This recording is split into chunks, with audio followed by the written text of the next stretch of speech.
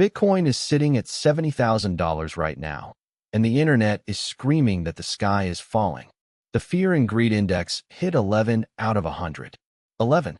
We've been stuck in extreme fear for 46 consecutive days. That's the longest streak since FTX collapsed and took everyone's money with it.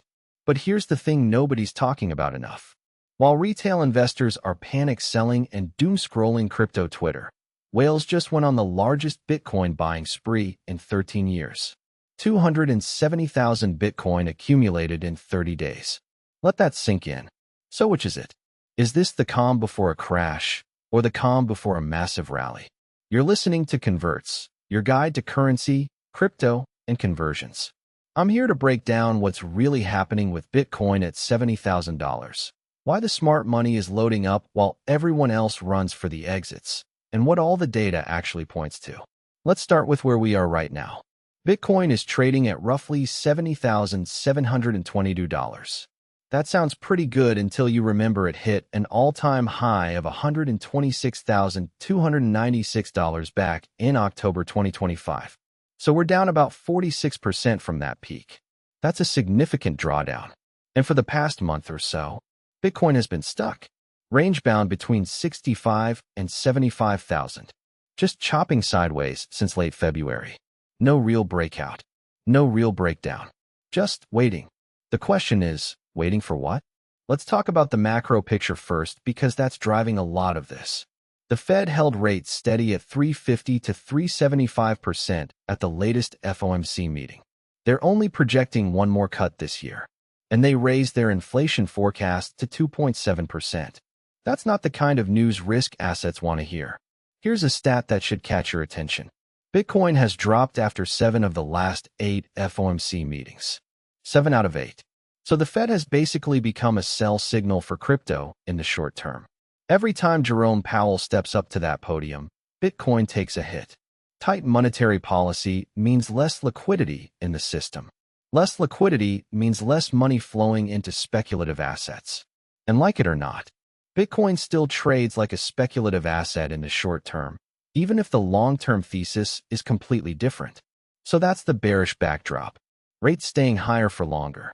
Inflation proving stickier than expected. The macro environment is not exactly screaming by crypto right now. And it's not just the federal global liquidity has tightened across the board. The Bank of Japan is finally raising rates. The European Central Bank is being cautious. When the tide of cheap money goes out globally, risk assets feel it. Bitcoin feels it. But, and this is a big but, let's look at what's happening on-chain. Because the data tells a completely different story from the sentiment. Remember those whales I mentioned? Let me break this down. There are now 2,140 wallets holding more than 1,000 Bitcoin each. And for the first time ever, over 20,000 addresses hold 100 Bitcoin or more. That has never happened in Bitcoin's history. These are not retail traders buying $50 worth on Coinbase. These are institutions, funds, and ultra-high net worth individuals making massive bets. And they're not selling. They're buying. Aggressively. 270,000 Bitcoin in 30 days. At current prices, that's roughly $19 billion worth of Bitcoin being scooped up by whales in a single month. While the fear and greed index says 11. That disconnect is the story. And it's not the first time we've seen it.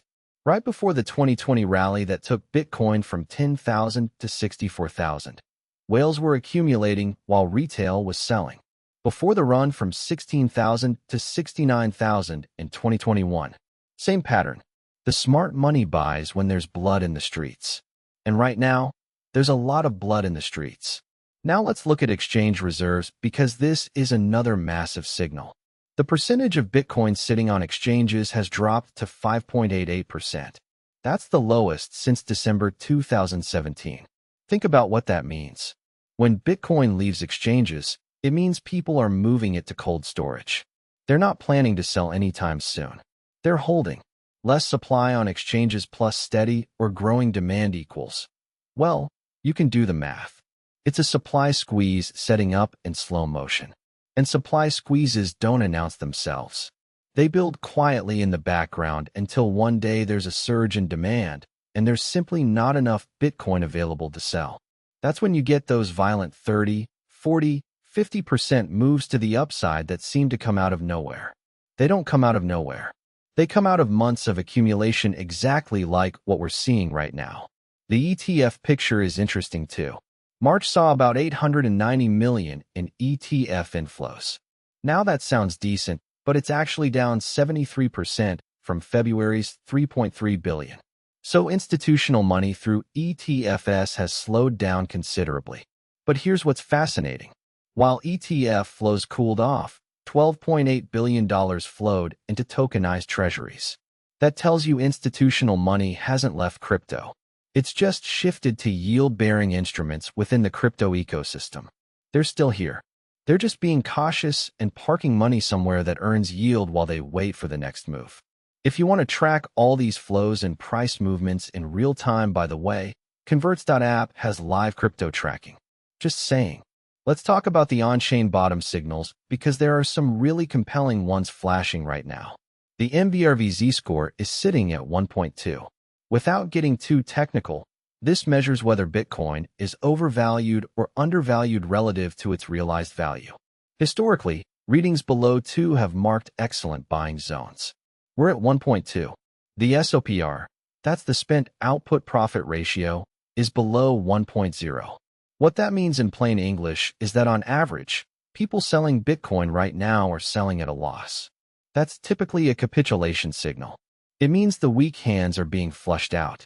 Check the full breakdown of on-chain metrics and analyst targets in the article on converts.app. There's a lot of data there worth diving into. Now here's where it gets really interesting and honestly a little unsettling. The 4-year halving cycle, the thing that crypto Twitter has built an entire religion around, might be breaking down. Every 4 years, the amount of new Bitcoin created gets cut in half. And historically, the year after a halving has always been massively bullish. Always. Until now. 2025 was the first post-halving year to go negative. The pattern that everyone was counting on, the one that was supposed to be as reliable as gravity, didn't hold. Does that mean the cycle is dead?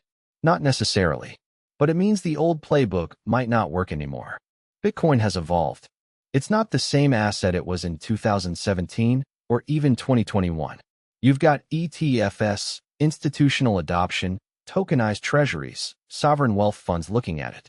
The market structure is fundamentally different now. Think about it this way. In 2017, there were no Bitcoin ETFs. No publicly traded companies holding Bitcoin on their balance sheets. No tokenized real-world assets. The entire market was driven by retail speculation and ICO mania. Today, BlackRock has a Bitcoin ETF. Fidelity has a Bitcoin ETF. Trillion-dollar asset managers are in the game. The players have changed. The dynamics have changed. So why would we expect the same 4-year pattern to repeat perfectly? So relying on, well, it always goes up after the halving, might be the most dangerous assumption you can make in 2026. All right, let's lay out the bull case and the bear case because both sides have legitimate arguments. The bear case goes like this. The Fed is keeping rates elevated. Inflation is sticky. ETF inflows have dried up significantly. The halving cycle broke. 46 days of extreme fear suggests something is fundamentally wrong with sentiment. And Bitcoin is 46% off its highs with no clear catalyst for a reversal. If Bitcoin loses that 65,000 level, technical analysts are looking at a potential drop to 55 or even 50,000. That would be another 20 to 30% downside from here. Not impossible. Not even unlikely given the macro headwinds. The bull case, and I'll be honest, I think it's more compelling, goes like this. Whales are accumulating at the fastest pace in 13 years. Exchange reserves are at multi-year lows. On-chain metrics are flashing textbook bottom signals. And the fear and greed index at 11 is exactly the kind of extreme that historically precedes major rallies. When everyone is terrified, that's when the biggest moves start. The analyst targets reflect this split. Citi is relatively conservative at 78,000. Standard Chartered sees 150,000. JP Morgan is at 170,000. And Bitwise and Bernstein are calling for 200,000. That's a massive range. 78,000 to 200,000, which tells you one thing clearly. Nobody actually knows what's going to happen next. But the weight of the institutional targets skews heavily bullish. Here's how I'd frame this.